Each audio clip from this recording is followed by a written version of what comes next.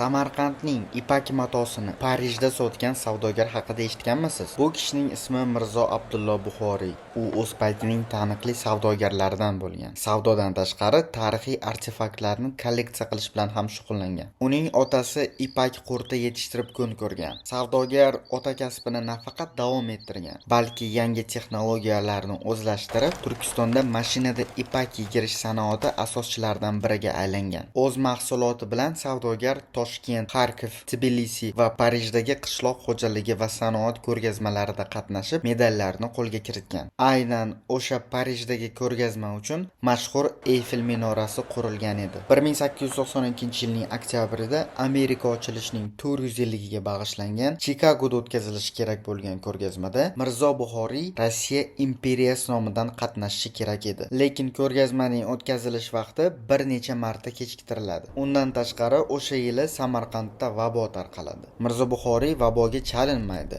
va buning shukronasi sifatida haj safariga otlanishni ahd qiladi. Ammo yo'lda baribir vabo uni quvib yetadi va u yarim yo'lda vafot etadi.